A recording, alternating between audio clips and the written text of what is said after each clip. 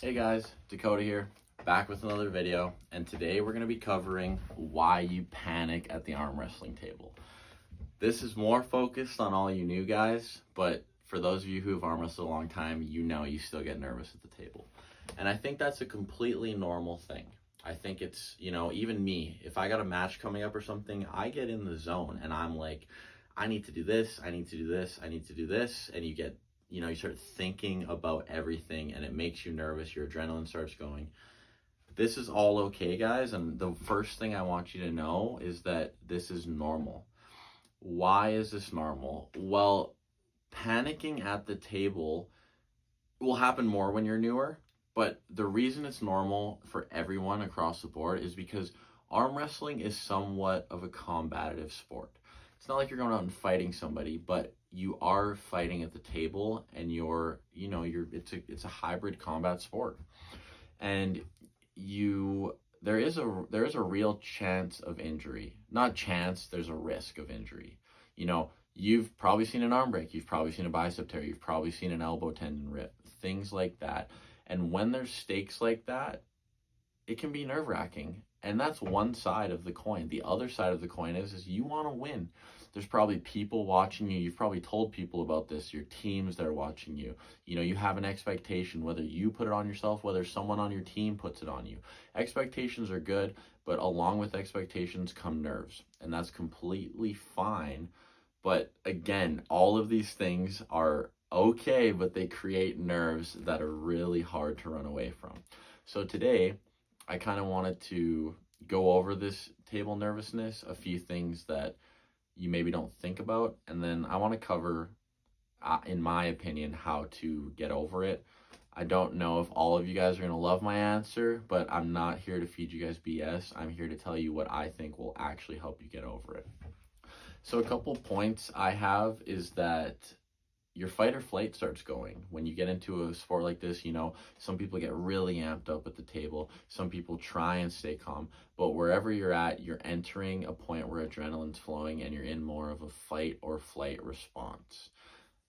It's maybe not your favorite thing, but it's what happens. You get tunnel vision.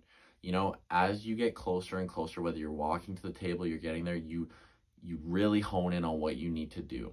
And if you're new, sometimes not knowing fully what you need to do with that tunnel vision can cause a lot of, you resort to old techniques. And I can cover this in another video because I don't want to cover it too much right now, but that's why repetition is so important with what you need to know to do. Because the more you go to the table and the more you do things, the more when you get that tunnel vision, when you get that fight or flight, you resort to what you're trained in. You resort to what you know how to do.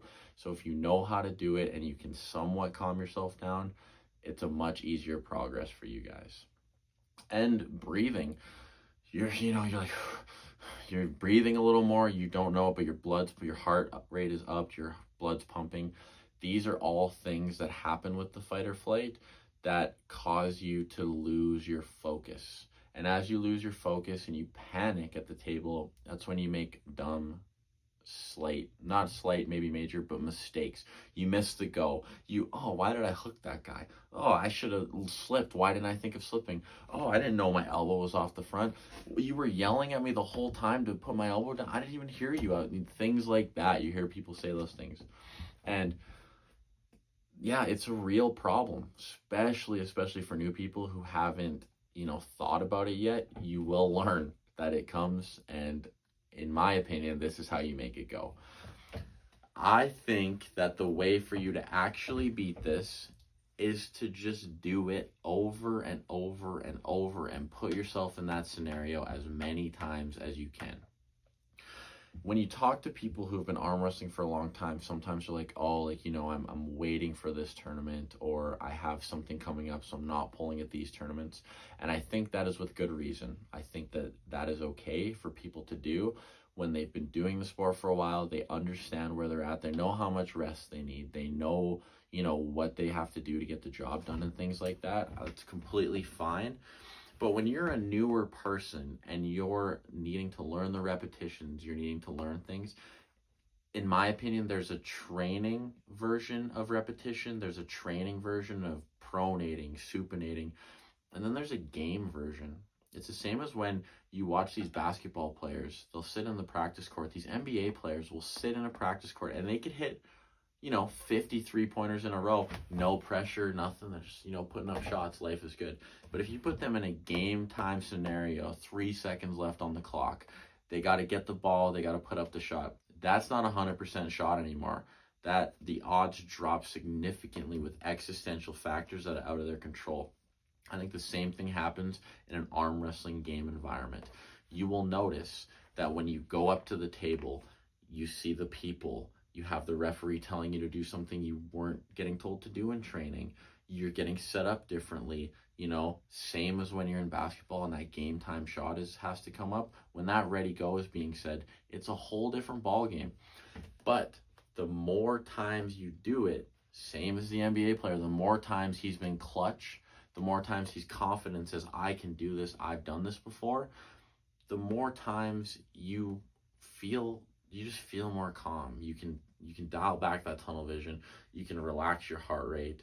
You can breathe properly. You can hear your cornerman talking to you. And I'll tell you, when you put in the amount of repetition to where you get to this point, it's very calming. It's very relieving. And it makes you smile. It makes you happy to just realize that you're now at that point. But again, there's no easy way around this, guys. You need to go to the tournaments. You got to get the referee to line you up. You got to get the game time reps in. And as you get those game time reps in, things will get easier. So, guys, shorter video today, but I think that pretty much covers it. It's why do you panic at the table? I gave you breakdowns on why you panic. And then repetition beats all, but not just, you can't come here and go, 700, I know how to pronate now, I'm ready for a match. Go to the amateur tournaments at the start. Get your work in. When you start winning those and you feel like it's not a challenge anymore, jump up to pros. Feel the new pressures. Work your way up the ladder. Climb, climb, climb. Always be trying to improve yourself, and you will be really happy with the results. And before you know it, maybe I'll even see you at a tournament. You'll come up to me, hey, Dakota, I used to get so nervous at these tournaments, but now that I've pulled at 30 tournaments and the ref says go, I feel much better. You're still going to be nervous, but you're going to know what to do. You're going to feel much better, and you're going to know what to think about. So guys, again, don't be losing to those silly mistakes. Don't be losing to yourself. If your opponent beats you, that's fine. But when you get beat by yourself, it is the most frustrating thing ever. And we're all going to go through it. But the faster we go through it, the faster we can learn and become better arm wrestlers. I will see you guys in the next video. Don't forget to like, don't forget to subscribe, and don't forget to tell a friend.